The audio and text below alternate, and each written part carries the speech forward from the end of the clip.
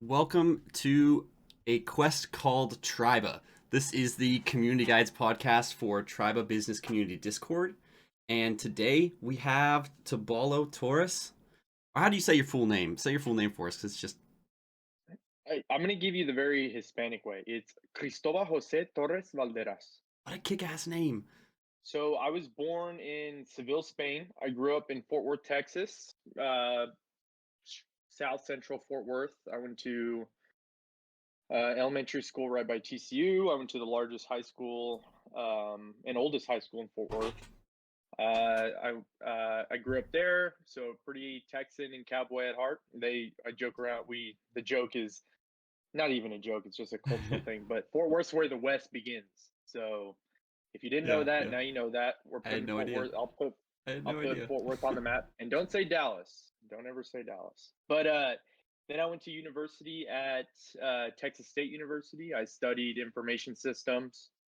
I've worked in I work in the cloud computing industry, so I'm a solution architect by profession.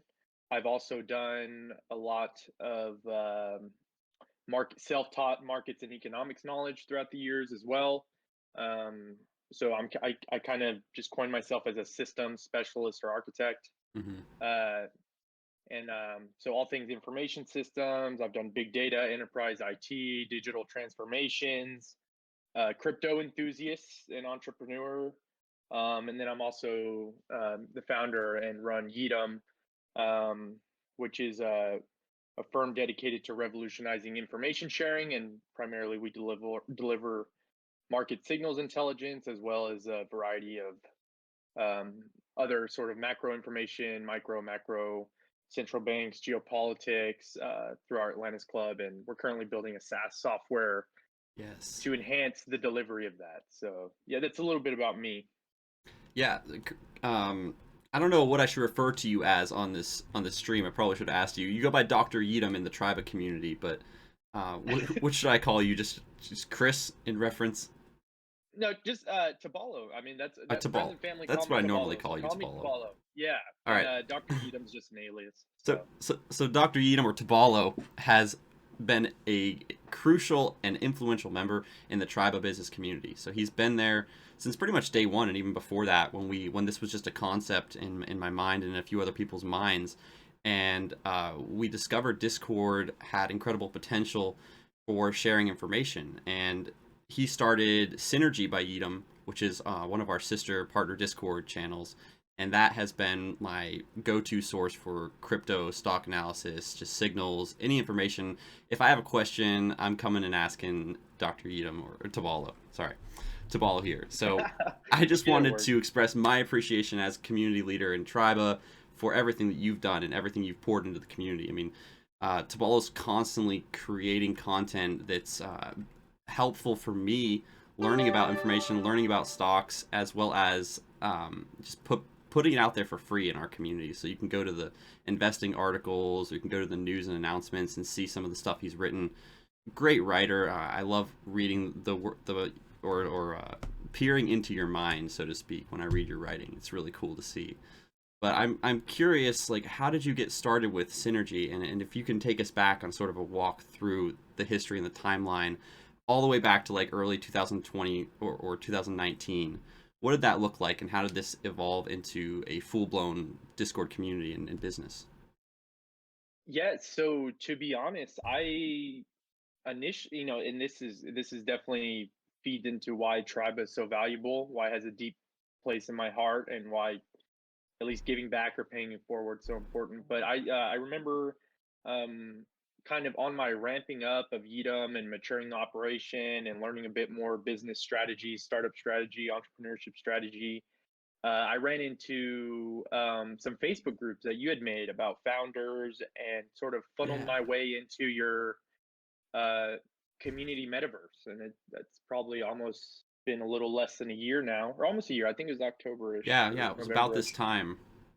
Yeah, and then I just remember, running into you and Garrett, and not only feeling a warm welcome, but a very sort of it was very apparent to me, obvious, like the strategic mindset about, how do you build a business in the digital age. And Hmm. I remember you sharing with me uh, Garrett's book on gravity marketing, Yes. and sort of me watching and learning how you guys built the discords, how you guys were running the Facebook group, and kind of the core concept of kind of Garrett helped me wrap my head around, at least for my business, about sort of building kind of a solar system that gravitates to my company. Right. And then that's kind of what gave birth to Synergy.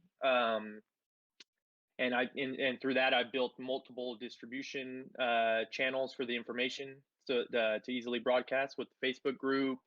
There's a Telegram, there's a Discord, I have Hmm. iMessage, there's a Snapchat, there's all these things. But the birth of that idea directly came from like learning from you and Garrett, and just kind That's of awesome. really kind of listening and absorbing the strategies you've learned and employed to be successful. So at least to me in my own business, and ever since I basically started that sort of gravity marketing concept at the beginning of the year, and Yeetum's grown tremendously. Our web traffic is through the roof. That's awesome. We got 6 new clients within the past week, That's awesome. and we're doing great. So I mean, we're That's so cool growing. to see. Obviously, yeah. There's obviously a lot to do, and we're not in a place where we can where we're satisfied with our harvest. But Right. it's a process, and we keep going, and it's really a testament to the work you do, Sam, and what Thank Garrett you. and sort of the other tribe elders have, that at least have directly facilitated and sharpened my blade as an entrepreneur. Yeah, So those there's those Triba Elders, man, they're really helpful. They're all there to help you grow your business. They all love seeing other businesses succeed, and Tobalo is one of those. Jeremiah is also in here. He's one of those. These guys are all about helping businesses grow and build infrastructure and succeed in a digital age. And there's so many tools available that Discord was just the first thing we honed in on as the primary community platform, but it branches out from there.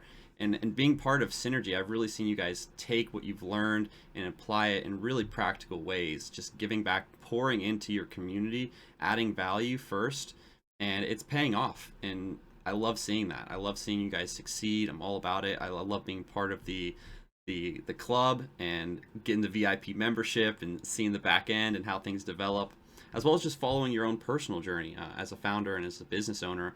I think that you're an incredibly brilliant person, Tobalo, and I probably don't tell you this nearly often enough, but I think you've managed to cultivate your knowledge and stay sane in an incredibly fast-paced world of digital information and technology, and somehow you manage to run a Discord and run a company and work full time for Oracle. And like, I don't know if I'm supposed to say that, but like you're doing it all, man. Larry.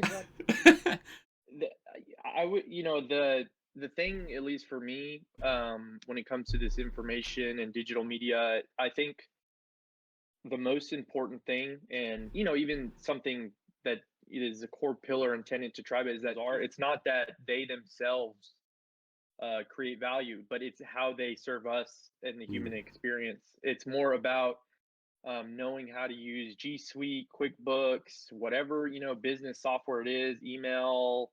And if you can get more hardcore and learn how to code or understand a little bit more programming, then more power to you. But ultimately, this um, it's about sort of enhancing the human experience. It's about yeah, knowing that if we don't be mindful of that or vigilant of that, it will directly have negative impacts and effects on our human experience. And I think that's fairly self-evident to maybe the audience that's watching or listening, that probably. yeah, a lot of toxic or sort of agenda driven, or some sort of psychological negatively engineered meme or whatever it is, doesn't help us. And it being mindful and at least aware of how these things work not only helps you defend yourself, but it helps you just understand the game that's being played in this day and age. Yeah, I mean that's what I think we tried to go for with Triba, was creating a place where you could dive deeper without being overwhelmed with all the BS out there and all the noise.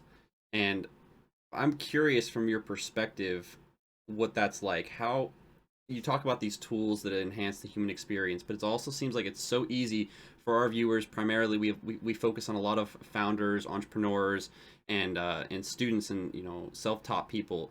And if they're diving deeper and deeper into technology, into these tools, learning how to code and program and apply that to their business, how do you maintain sanity through all that? Because you're putting yourself in that box. You're exposing yourself to more and more technology, and at the same time, that seems to have a negative impact on our mental health.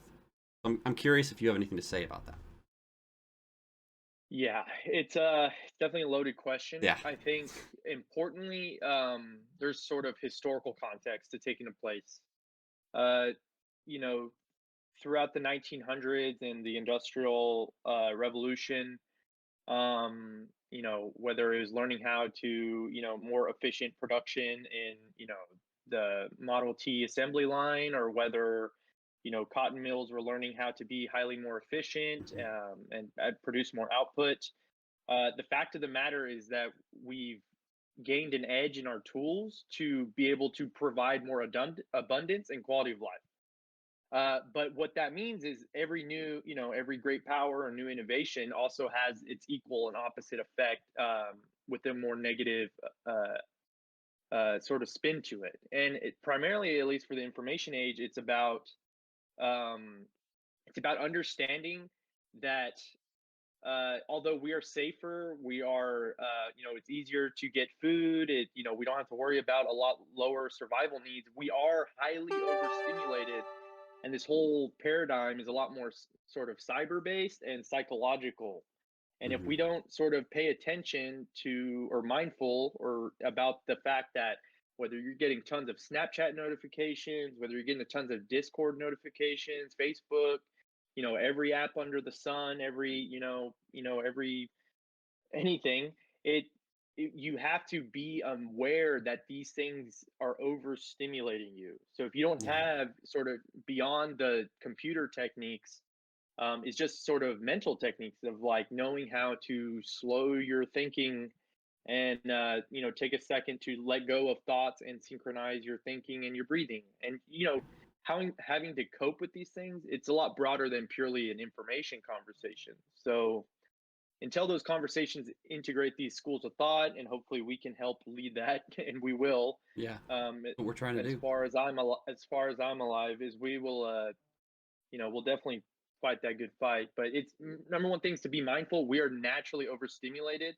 Our parents, our grandparents, the boomers, they did not grow up in a day and age where a kid that's 3 years old or 4 or 5 years old, is glued to an iPad. All they know Hmm. is an iPad or iPhone or apps. They don't know the child development of that. Nobody knows, and it really just plays into the fact that younger people, and younger folks who have a bit more acuity to this kind of way to work and operate, we just have to pay it forward. And being mindful is the number one thing. I think you're right. We are kind of leading that charge, though. I'm wondering if overstimulation is relative, or if that's something that we're all just going to have to accept, that we're being overstimulated no matter. Well, so for example, I try to get people on Discord, right?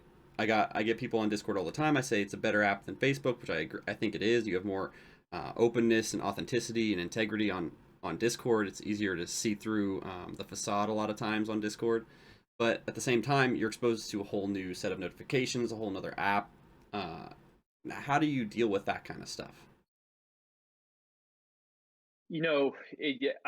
Whoever it is, whether it's me, the Pope, or anybody, you have to be mindful of where your focus or your conscious attention is being applied, and Mm-hmm. whether who's in control of that. It's a Mm-hmm. big and deep question, and we can scratch at that as much as you want, but primarily it's knowing, hey, if you're just consuming a bunch of junk that is junk, or you're just going mindlessly passing your time on anything, yeah, of course you're going to get no value out of that, whether it's Facebook, Twitter, Instagram, or even certain Discords. So it's Mm-hmm. about knowing that you have to sort of trim the fat on your media hygiene and your information hygiene. It's like, how much Mm-hmm. stuff do you consume or apply your attention? And that's not to say, oh, you need to be a disciplined monk and, go so hardcore and never, have fun or let loose with your, what videos or funny cat memes you like. But it's just kind of the idea that just be mindful of that, because Right. there's a direct cause and effect to your behaviors, your actions, and your emotions because of these things. And that's just basic cognitive behavioral therapy. So that's important. It's very important. Yeah. No, I mean, for my own sanity, I've have started using focus mode, which they introduced on the Android. I have the Pixel 3, so I can turn off everything and it won't let me use it except for like 3 minutes or 5 minutes here and there. So sometimes I'll still check Facebook or check to see if anyone's tagged me in something. But even then, it's so easy to just derail yourself from what you're working on, what you're focused on. Yeah. And if you already struggle with that, if you're ADD or you're struggling to maintain focus, having all these social media apps, it's not helping you. You might feel good for a few minutes, but you're breaking your focus from whatever you're trying to accomplish at the time. But I mean, I recommend people try that out and see. That's one way. We talk about this idea of media hygiene, and I'm just trying to compile a list of ways, like they have for medicine, like the healthcare field, right? They have all these personal hygiene techniques and tips and advice, and I want to compile a list of different tools people can use, or even go through and see, like, all right, am I over the top in my exposure to media? Am I overly saturated in things that are not helping me? And have some sort of metric where we can measure that. Yeah. And, it ultimately comes to a question of privacy. Yeah. What data is being collected that you can measure, the good and the bad, and who controls it, who owns it, who has the rights to it, the sovereignty of it. Ideally, you should be in control of everything that revolves around yourself.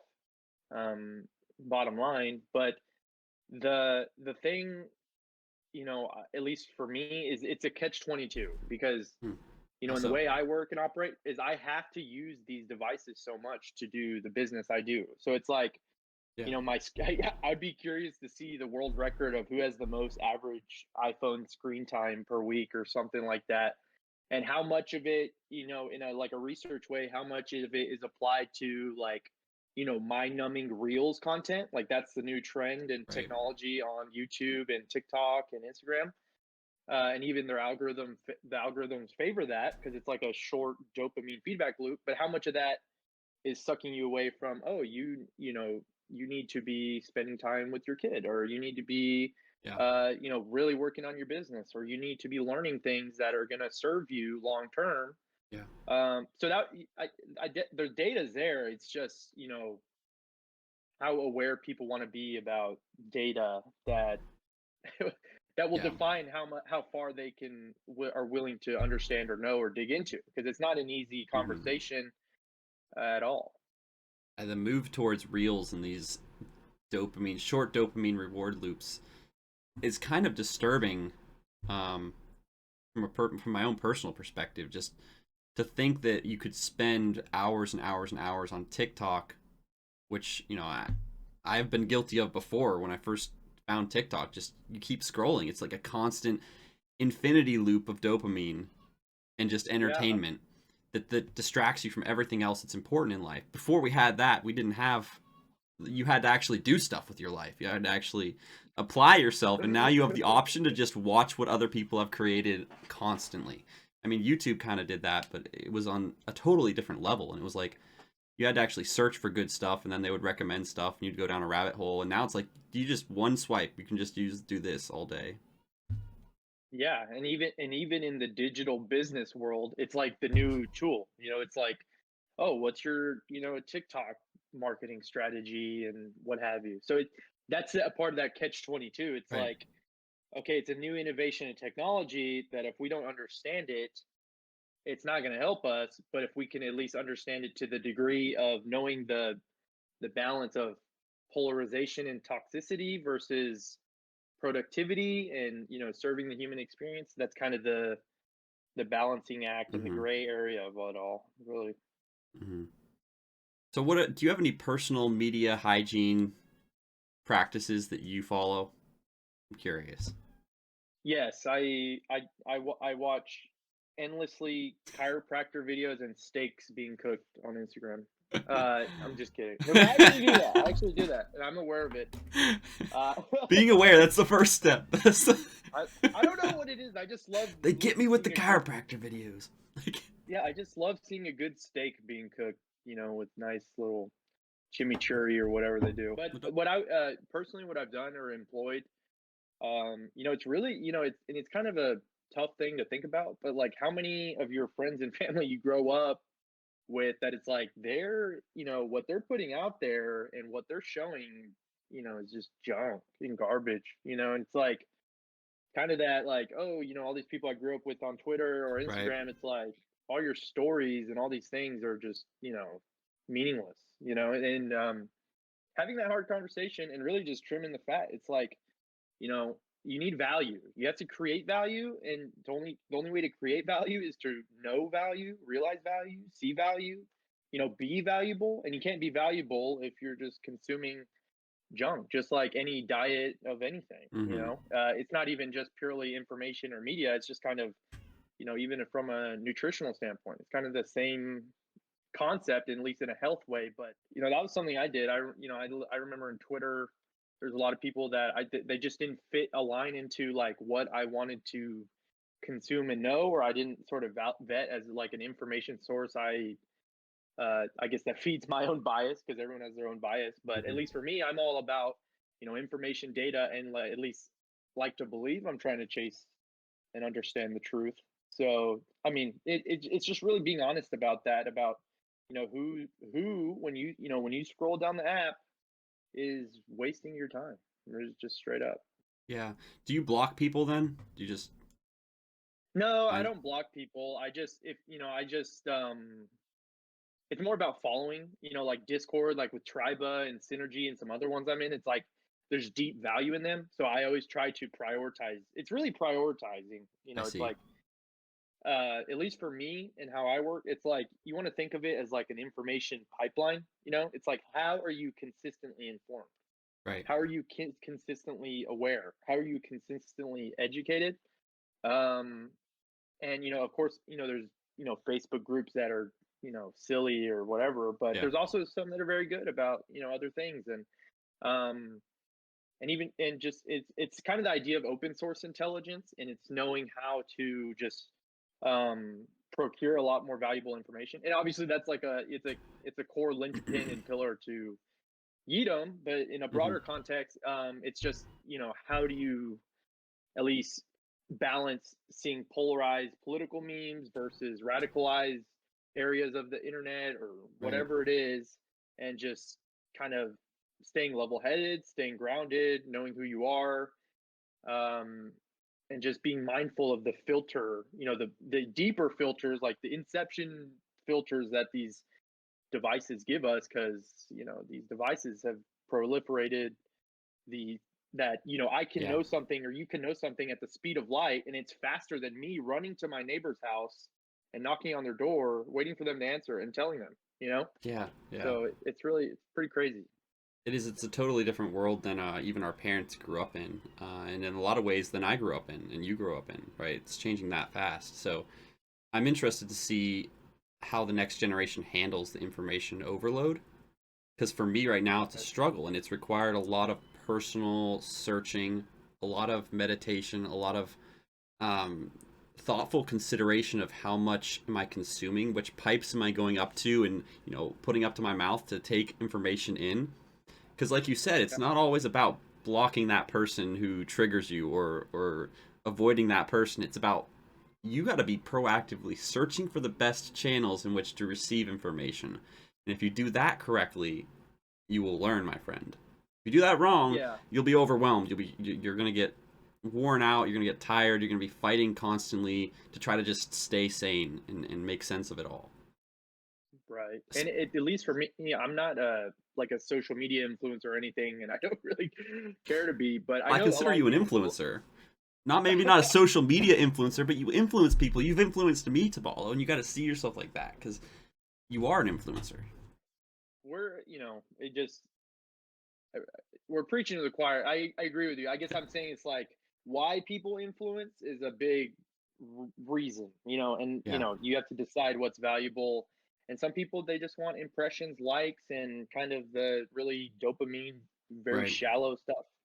And that's a part of the internet, but I think it's obvious there's a rising sort of need in the market about really valuable community, really human to human. This is this guy, this is what I do, like, Right. just being honest and open.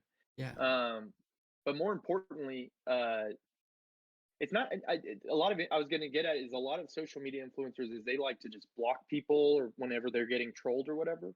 Yeah. Uh, and I'm not saying don't do that, but what I am saying is you have to understand if someone has control over what they say or what they do, whether it's cyber or physical, that penetrates your emotions or hits a trauma trigger or riles you up, you're giving them power. Yeah. You give them power by just the reaction.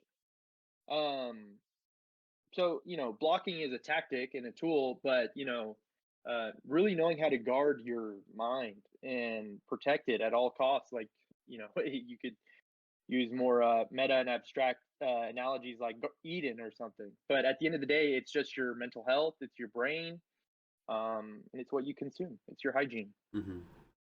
So, do you start off the day by clearing your mind and meditating? What's your morning routine look like? What's the day in the life of Tobalo? My morning routine is I wake up. Usually, I try to chug a cup of water. I've been pretty good about that. Some days I forget. Sometimes we're on the go, and you know Yeah, things yeah. change, and I'm also not very like a orthodox, rigid person. I do have my routines and Right. kind of the things I do to ground me and stuff.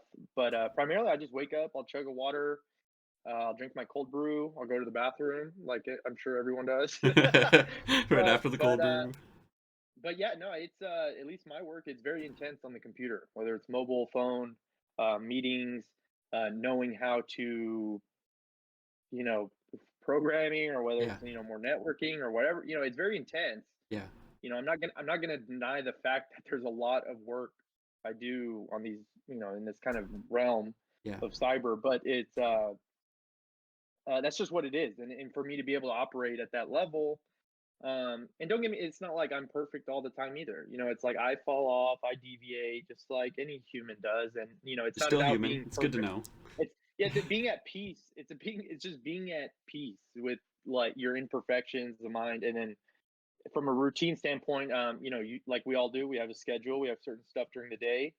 When you're running a company, it's not necessarily about, oh, what do I got to do today or this week. It's about anticipating 4 to 5 moves ahead, especially if Right. you want to operate like a executive. And just knowing how to do that, knowing how to, pull and push, because usually when you're managing stuff, it's always like sometimes things are more sensitive, or it's not in alignment with the operation or the vision, and so it's kind of a balancing act of knowing when to use more pressure, less, being open, and just and that's even more of like a sociology kind of thing, or Yeah. just human relationships and stuff. But the medium, the channel, is like right now how we met. It's through Discord and Yeah. our computers. And I mean, you're a Triba influencer now, so you're influencing people in a very direct way where there's not. I like to think there's not as much noise. I really don't think there's as much noise as there is in a lot of social media platforms.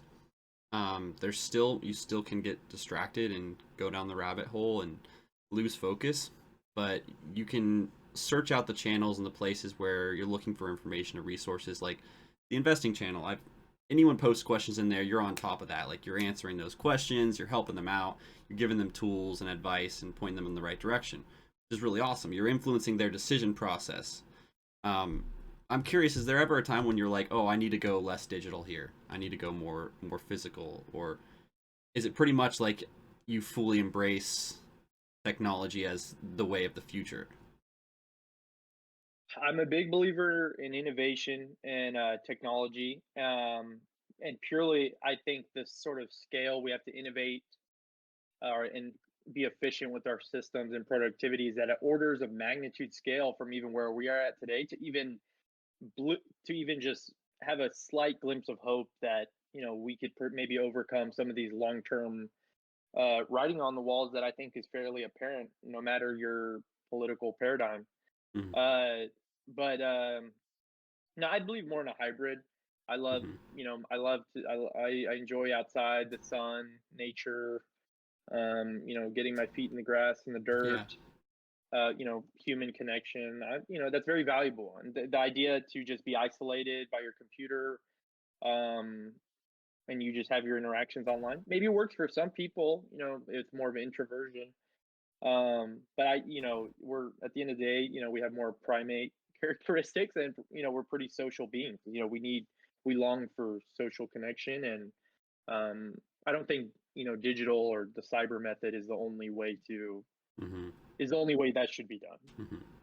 Well, I'm interested when you're like making your articles. You write a lot. You've got a lot of content coming out. That's really incredible. And I want to know like the process of that when you're coming up with it. Do you jot stuff down on notes, or do you use Notion, or do you have an app that you prefer? Just curious.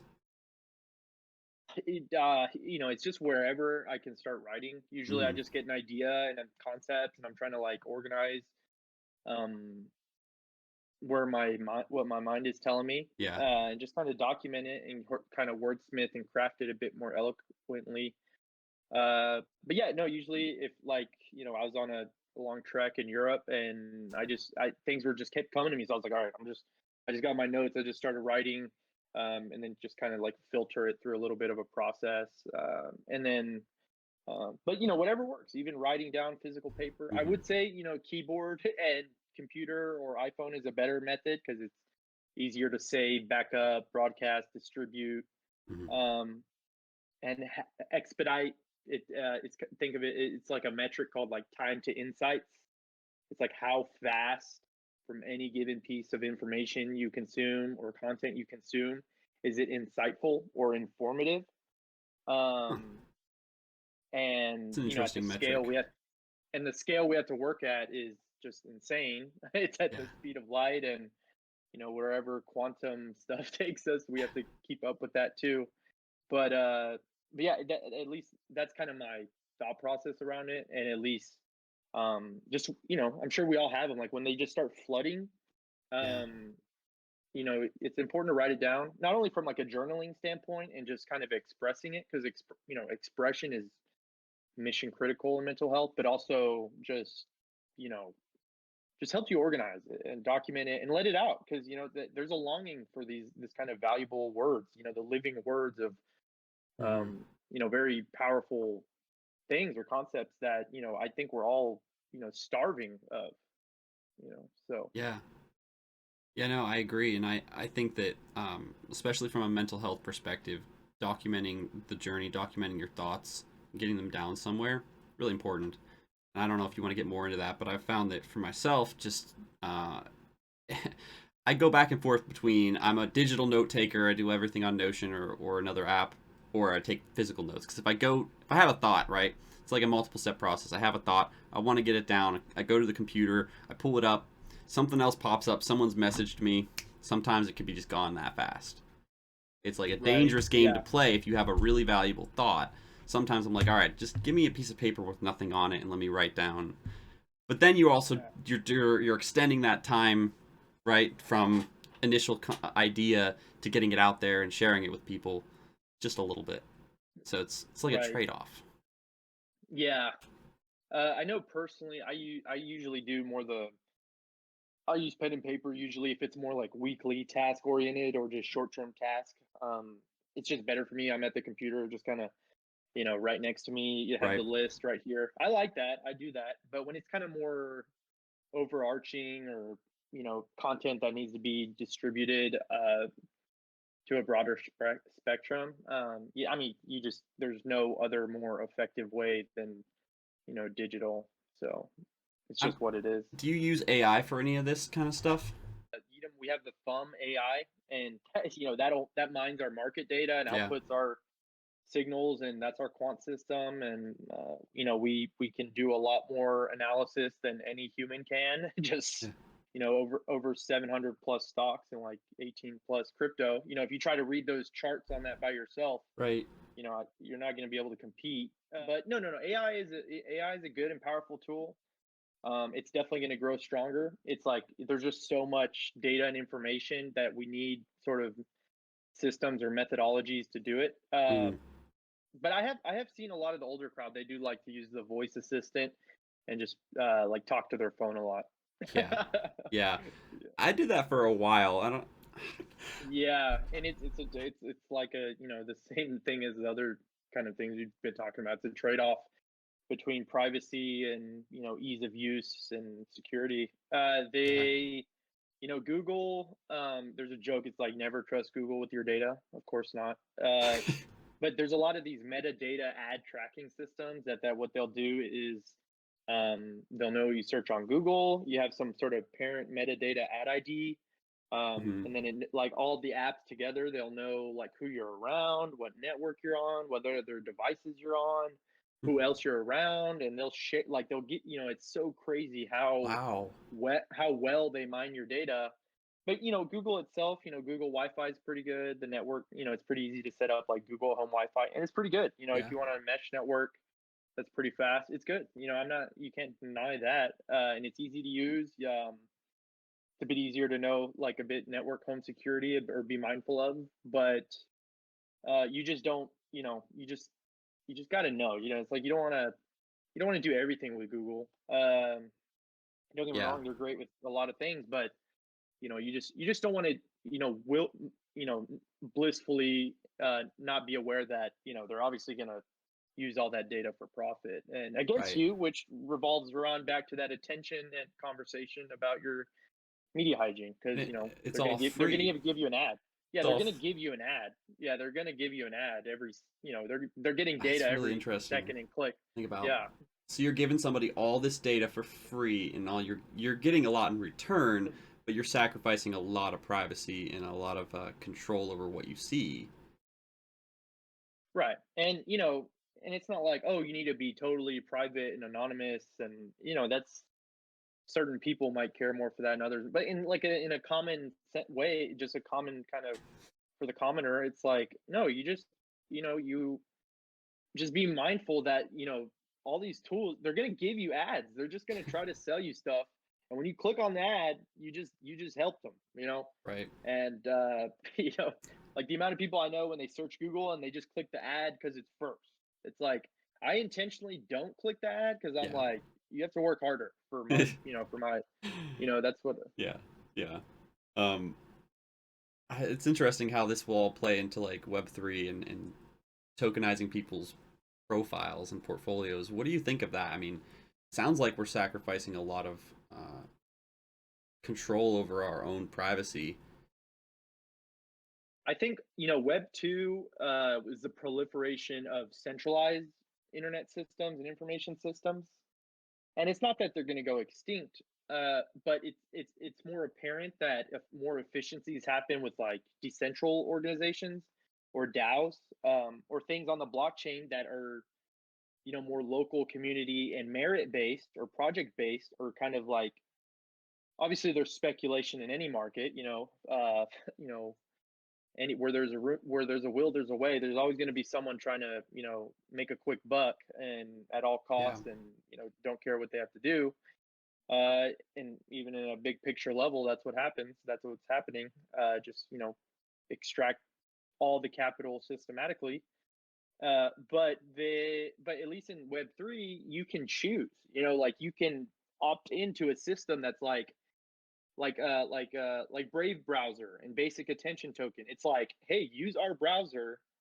You'll get ads and stuff, but you're gonna get paid for your like the ads you watch, and then you get a reward in bat token. Or it's Okay. like Ocean Protocol. It's like it's a Web 3 data economy, and it's like you can just it's just like a decentralized data market that anyone can do. It's not some shadow data brokers in Silicon Valley. Or you could or there's like more data sovereignty platforms where it's that you can sort of protect and custody your own data, and then you can sell it as you want, or at least you have the decision to and the ownership to with the technology. But that concept of decentralization, at least what's evident to me, it's far more efficient means of innovation. Actually, it And sounds like you'll have more control over what you see then too. right, and that kind of feeds into the like fighting back or hacking your algorithm or your, Right. what like say you're, I actually had this conversation with my mom. She's like, I hate my YouTube algorithm. And like it doesn't give me anything different, and like that stuff will radicalize people or like put people in their own hyper echo information chamber or bias chamber, whatever it is. And Yeah. Yeah. you have to know that you can like click stuff that directly goes against what you're thinking or what you want, and your algorithm has to learn and have feedback from it. And most people don't know how to escape that, but you actually do have your conscious choice as a consumer on what you click and what you say and what you do is very powerful, and that's Yeah. the means of power that is systematically used against us and you, whoever's listening. Hmm. That's interesting because there's a lot you could do to change your algorithm, but a lot of people don't realize that that their profile's being developed in that way by everything that they interact with the platform. Uh, I'm sure Right. most boomers don't.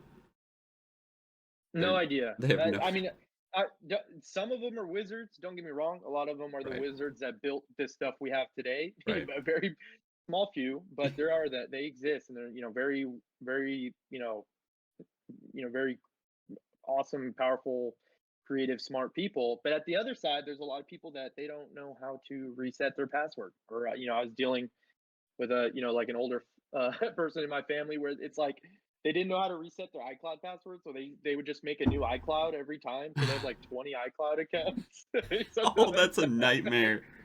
that. Yeah, but and even even in the more serious way is they're preyed upon, so they're Yeah. prime targets for cyber criminals and scammers, and it's just and they don't know it. It's like Mm. they'll get a text like, oh, your FedEx package is almost here.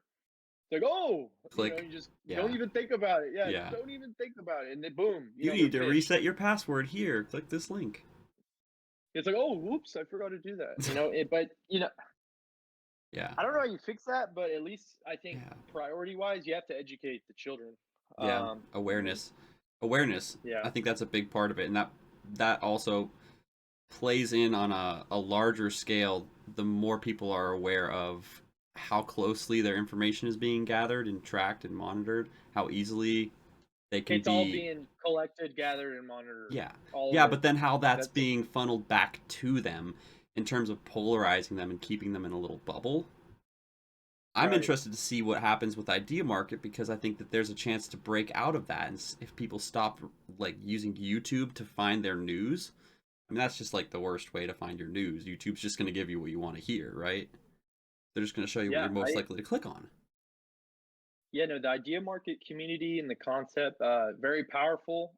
It's a mission and a fight worth Mm, fighting. It's just how effective, because if you become a legitimate threat to Facebook or whatever, for right. Amazon, that's you know, yeah, well, be careful. You better be ready. Yeah. But Well, yeah, like example, but Yeetum Synergy is like my place to go to for stock information. Like I'm not going to go look up stuff on YouTube. I'm going to come ask you, or I'm going to go post a question in there, right, and get a Mhm. person's feedback as opposed to what pops up because of the algorithm on the first thing that or whatever I search, the first thing that pops up. That's just annoying to me at this point. It's like I'd rather click on a link that somebody posted from YouTube than let the algorithm do anything for me. Yeah, and maybe at a human to human level, or kind of the level where we do business, it's the best way when you have a trusted source or contact for anything. Hmm. Whether it's a plumber, a mechanic, or Yeah. advise, whatever it is. It's kind of that Knights of the Round Table concept. But even in the more dystopian sense, it's kind of like, well, we're using Discord right now, and all their businesses run on the internet. I don't know the latest stat, but last time I checked, it was like half of the internet all runs on Amazon Web Services. Huh. Discord, us talking right now, is primarily data flowing through AWS probably. Huh. And, you know, it's like, what are you gonna do? What are Yeah. you gonna do? I was wondering if you could explain for our viewers and for my own sake, like as simple as possible, the difference between Web 1, 2, and 3. Uh, Is that something you can break down in like 3 sentences? Like, I can tell you my interpretation. I'm not, I don't want to, project I'm the deepest, most greatest wizard of this. But at least in my mind, Web 1 is kind of what DARPANET was. That was the innovation that came out of sort of government and research facilities that needed better.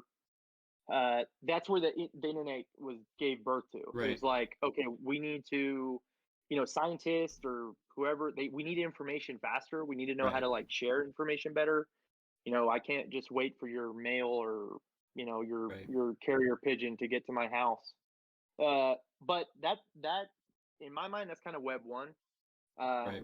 I'm sure there's more technical sort of meanings to it that might be a bit maybe not aligned with what But I'm like saying. But Web 2, the simplest layer of right, connecting machines. right, and then that gave birth to the whole PC, the Mac, early Windows and Yeah, all those IBM computers way back in the day before our time. And then, those were more mainframe systems. And then client server technology came out, and it was the idea that you could have more distributed systems. You could sort of like do all the back end processing on the server side. The client only needed specific application things, stuff right, like that. Um, and that's where a lot of like companies like Oracle, Microsoft, obviously IBM a little bit, and even Amazon. That's where they came. That's where they gave birth, and Google. And it was like, wow, this is an incredibly powerful way to, uh, just just compete in the market of uh, software and IT, and mainly information systems that can bring this right to your front door. It's yeah, like back in the day when I'm sure milk first came out. It's like, oh, the milkman. That's like a blessing. To be right, able to have milk brought straight to your front door. I don't have to go to my cow and milk it and stuff. right, It's right, like it's the same idea in terms of market from the market. And that's Web 2. So it's like centralized client server, usually servers, databases. It gets crazier architecturally, right, yada yada. And right. then it's Web 3, where it's like, okay, Bitcoin gave birth, and then it's like, whoa, we solved the Byzantine general problem, and we can Yeah, have decentralized yeah, consensus and blockchains, and like, we can prove, through like cryptography that certain things happened, and we all agree on that this happened, hmm, but it doesn't need to go through it like a central, server or a few controlled computers by the powers that be. And that's a big deal. yeah, And then, Ethereum came out and it's like, okay, well, we need more advanced and more capable ways to make arrangements and yeah.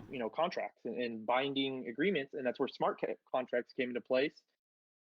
And long story short, now we're here in 2021 and we're talking about it. In the markets, I think it's probably around 2 trillion, the whole market cap. Um, Crazy. global stocks are over 100 trillion market cap. Stocks, the first stock exchange, I believe, was invented sometime in like the 1600. And I'm sure there was people then that were like, oh, that's too abstract, that's not going to work, Right. all this paper contracts are not going to work. Yeah. But it did, and that was 300 years ago. So who knows where we go from 100 to 200. But what's obvious is it's Wow. just more, it's a stronger edge, it's more effective. And that's really the big picture around it. But more simply put, um, what can the individual do, or what's the power to the people with these technologies? And it's Right. like you can create memes, you can start your own online business, you can employ gravity marketing, start your own community Facebook group. Yeah. Uh, you can make memes just like a nation state does, whether it's the Chinese government, the American government, the Dutch, British, Spanish, whatever. The individual can do that. Basically the same thing, because it's all the same means, right? Right. And it has nothing to do with capital. It's about like building and creating, which is like the beauty. Hmm. Um, and just understanding that. So I hope that might be overcomplicated, but that's kind of like my personal view of the evolution. I mean, that makes a lot of sense. I'm curious to see. Do you think that stocks and crypto are going to merge in some way, or constantly be separate entities? Because I mean, I didn't know it was 300 years. I would have guessed maybe 100, 200, but that's a long time for people to be trading businesses like stocks. So what Yeah, do you there's. see I for mean, the it future, wasn't like of just them stocks. merging? It I mean, stocks is one thing, but it was trading like, like I don't know if you've heard of the tulip craze of, I believe it was the Netherlands. They're Oh trading like, yeah, yeah, they're yeah. trading commodity. There's more like commodities and stuff like Right. that, I imagine at first. But yeah, I Yeah. mean, there's companies doing that and ownership and profit, and it's probably so complicated. And who knows what they don't teach us Yeah. about all that? But no, there's definitely already a merging of it. I mean, I think what you're talking about is like a securities, uh, which is Yeah. this you can do all that on an ERC20 token, and make smart contracts the same way you would build a stock or a company. Yeah. Uh, an example of that is Nexo. Nexo is kind of the European version of BlockFi, if anyone knows what that is. But anyways, they're like crypto banks, and they give you interest, and you can get like loans on your crypto and stuff. Yeah. Uh, who knows if that'll survive? Because crypto is like inherently deflationary. So how do you give interest forever on something that is limited? Right. Right. But anyways, they That's so an interesting limitation. Nexo doesn't have a stock, but they have a token that is actually a security. And it's a security because you get paid a dividend and a loyalty points for holding it. That's a part of the net profit from their loan portfolio. So like through smart contracts, they're like, okay, 30% of all our net profit goes straight to our token Okay, people. so the token So that's already itself happening. isn't making money. They're making money on their own investments and paying it back to people who own parts of the company via these Yeah, yeah, tokens. yeah. I mean, in like the The token's professional not Wall making Street, money. it's like yeah, it's just it's like a stake or a security in their business. It's like Yeah. Is that the in same a very way? serious invest. Yeah. Do all of them? So if you go on Coinbase, and I love having you on here because this is just like me getting the chance to ask you all the questions I've had for Tobalo for the past like year. But if I'm on Coinbase and it's like, oh, hold this coin and we'll give you 0.001 APY, whatever. Like, is that the coin's not making money, right? It's not based on how many people buy the coin, right? It's based on something else, physical. It's gotta be. Right. Um, I think you're are you I think you're asking more about staking, proof of stake. Is that what it gets complicated real fast, Okay. but Not to get too complicated, but but just like if you were to hold something like Nexo and make money, that makes sense if they're investing it in something in real life, right? They're taking money and they have an investment that's growing. But if it's just a coin, like how are people earning interest on coins? um so it's like liquidity farming, staking, stuff like that. So like what you're doing is like Ethereum 2.0. It's like you lock up and you stake your Ethereum uh, in a node. It needs at least 32 Ethereum to run one. But what you're doing is you're providing liquidity. So you're like, hey, I'm locking in my Ethereum and exchange, through the smart contract in the program, Mm-hmm. you get an incentive and a return to do that. Okay, so they're paying you to have Um, so to it's have just Ethereum like, available for trading purposes. and so you're staking your Ethereum to feed the ETH 2.0 Yeah. system. And Okay. then, but there's others, there's like Aave and all these other things, Sushi Swap, and you just put your crypto in to feed liquidity, like a money Yeah. market, like it's just like a money market you would with In a bank, like a Fidelity or bank would do with whatever. your money. Yeah, So it'd be the same yeah, way you would just get but a you don't need a percentage of the yeah, transactional fee when it comes back around. That would be what they're giving through you. That's how yeah they interest. through through open source, through the protocol, through the code, and through smart contracts. So it's like if you buy some crazy financial product from whoever, Yeah. they're not going to tell you the inner workings of it. But Right. that's why this is so powerful, because it's like, oh, you want to trust it? Well, you can verify it. Yeah. here, look at it all. Tell us where we're doing wrong, Yeah. show us a bug, tell us how to fix or whatever. And but you can't do that with centralized structures or power, and especially when you got power, politics, and money involved. So True. that's what it is. True. It's so much different on this on the open web. Okay, so question: do you ever wake up? Is this a scenario that you run into, Tobalo? Do you wake up to like 20 friends DMing you like, Tobalo, what is this? What is this new coin that just came out? They're promising me this crazy amount of return. Like, should I buy it? Is that a common occurrence for you? It's not crazy common. It happens every now and then where like some sort of market news comes out and spreads and they're calling Yeah. me. But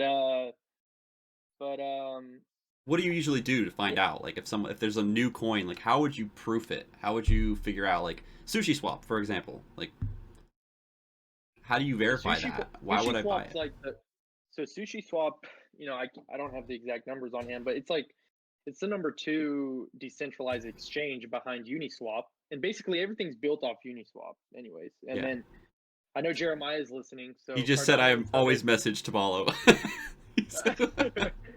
Yeah, Cardano and Sunday Swap, and that whole decentralized application community is coming out. So that's just what it is. But if you want to get an advantage on it from like a information asymmetry of the market, you just have to know what you're looking for. I mean, cryptos are and all this, software money, computer money is a bit tough because they joke it's like it's everything you don't know about computers and everything you don't know about economics combined. But the way I mean, for whoever's listening and you're just trying to be a little bit sharper about instead of buying, Right. what's the new one? It's like Shiba Floki Right, coin right. or Shiba. That's what I want for You my know, viewers.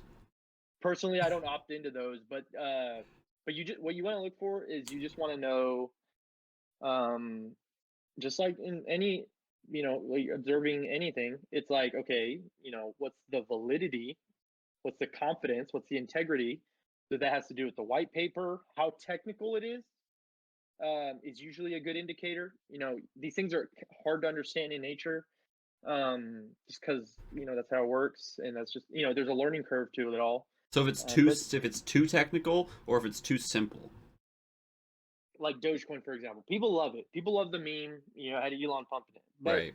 It's just a coin. why? Just why? Like, what's it? Yeah. It's the tokenomics. It's like it's that Tokenomics. big why story, and then the why, how, what, and it's like okay, what's it doing? How's it doing it? And then why it's doing it. And the why has to do more with the people in the project, who's building it, how robust is their community. Idea Market's a good example of a very strong community and project, and stuff like that. And Yeah. just just kind of knowing how to. It's just due diligence, really. It's like you can buy the hype or the meme, that that everyone's just aping into. Yeah. But if you want to be serious and you want a long term, you need to think long term, and you got to just Well, that's what I really respect about understand. you. That's what I respect about you is you've never been all about that hype and like I get messages from hundreds of people about or not hundreds of people, but hundreds of bots and spammers about different Yeah. coins that are released and the hype and like, oh, you don't miss out on this value. You've missed out on too many good values and then there's Tabalo over here like make sure you have ingrained on steel your passcode and like you have your Ethereum saved away for your family and he's like take care of your family and look out for your future and make sure you have sound financial investments and that's what I really appreciate about what you're doing is that you're guiding people in the right direction. You are an influencer and you're a shepherd of people because you're helping them explore all this crypto craziness. It is craziness. It's madness how much has popped up in the last few years. And it's daunting to look at. Even to download Coinbase and to log in, it's like there's a whole list of coins there. How do I know which one to buy? I mean, and you look at Bitcoin and you're like, that's 50K? Why would I buy that now? It's probably going to go down. But like then there's Yeah. people like you available to answer those questions and talk to people about it and give them some confidence when they actually want to invest in this next gen currency. I really appreciate that. Yeah. Yeah, I just don't like the idea of influence because it's like I'm trying to push you. Although I mean that's obviously by nature that's what it. But it's really just being informed and educated, Yeah. and just having a mental model and a methodology or a framework of how your process. I like guide better Uh, personally. yeah, The word yeah, guide. and mainly like teaching, it's like teaching yourself to fish and eating the fish, and like, okay, I need more fish Yeah. to survive the winter, Hmm. just that kind of stuff. Yeah. And I mean, yeah, I think that's a big thing to it. And like you said, crypto is ripe of scammers. It's ripe of, you know, a lot of fraud. There's a lot of crime. There's a lot of everything. There's a lot of darkness to it. But you have to, that's why you have to be so educated in, digital media hygiene or information hygiene. It's like, Yeah. hey, if someone's trying to take your Ethereum or telling you to send them this or that, it's like, No, sir. it's yeah, it's like it's just a scam. It's like I can even, it's like, you just need to know in people's intentions. A lot of the, there's more sophisticated people, obviously, but at least Yeah. the lower level stuff, it's like pretty obvious. And like, especially these Discord communities, I had to deal with it recently. It's like someone joins and then they message all your people, but you don't know until like they tell you, Right. and it's like, We need to implement some blacklisting. I had that one friend get scammed out of a lot, and people message me about different scams, and I have to go ban people in the community. I think it'd be cool to have some sort of blacklist that the whole network of Triba and other communities shared, so we could simultaneously just block everybody if they're a scammer or something. There's a big need for that yeah, right now. there's security bots. I can tell you one I use. It's called Double Counter. So it's like when people try to use VPNs and stuff, like that's an easy way to know, like, operationally they're trying to like protect or obfuscate their IP. Mm. There's a lot of honeypot stuff you can deploy. I mean, there's tons of tactics.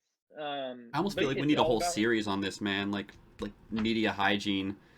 I mean, media hygiene. The other one I thought of was the shit coin or gold coin or something like that, where you just like go through.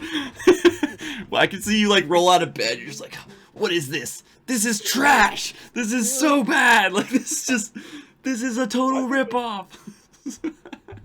I'd be willing to do it. I'm down. I'm always open book. I'm That'd be willing, cool. whatever works, and usually being more spontaneous and on the fly is like a faster way to create content than like, okay, be very rigid and everything. It's like, no, just get it done. Just get it done. You should make a channel. Just tell people, post coins in here you have questions about, and then you just go through there, the best ones, spontaneously do a little quick video on it. That'd be cool. Yeah, I know there's a lot of Twitch streamers, trader streamer people. They do that actually. Like they'll be like, oh, can you do the chart on this or whatever? That's a thing. Hmm. That's definitely a thing. Yeah, and maybe get into like some of the technical analysis, but that's hard to do. It's hard to do with some of these coins. Um, it'd be nice to have a place where I could go find out more information on specific coins that I was curious about, but I don't personally go seeking out stuff like that. I stick with the big ones and the ones I've talked to you about. If anyone is curious about crypto and investing in general, stocks too, I mean, not just crypto, go to Synergy. Go check out Tobalo's server. It is top notch, number one. That's the one I stick to, go back to repeatedly. Jeremiah's in chat saying he's always messaging Tobalo about Carbano, about everything. Yeah, get in there. Is there a short link that they can do? It's just synergy.yeetum.com. And Synergy.eatum.com. Cool. yeah, so anyone that wants to join it, it's free, it's open. Yeah. You don't get charged to join our Discord. And join Triba. Yeah. You have to join Triba first, and then you If you're not in here, can. yeah, definitely join Triba. It should be in the link in this Twitch chat. And then if you're in there, go to our partners channel, and you'll find Synergy right off the top. Tawal is always posting content in there, which is awesome. And I really appreciate you taking the time out of your busy schedule to share a little bit about your journey and about the digital media and media hygiene. So it's been very helpful for me, and hopefully we'll get you back on and talk more about it at some point. Yeah, no, thanks for having me, Sam. And I'll do anything for Triba as far as my hands and eyes and my yeet can go. Well, you're a So valued elder. let me know. A valued elder, for sure. And a pillar of this community. So I look forward to seeing where we go in partnership and how we can help people continue to survive in this digital media age and stay sane. Stay safe, Yeah, guys. of course. Remember, wash your hands and wash your eyes. Wash. Wash your mind. All right, that's all for today. We'll catch you again next week, and be sure to stop in on Friday for the Tribal Council at 5 p.m. Eastern Time in the Discord. All right, guys, take care.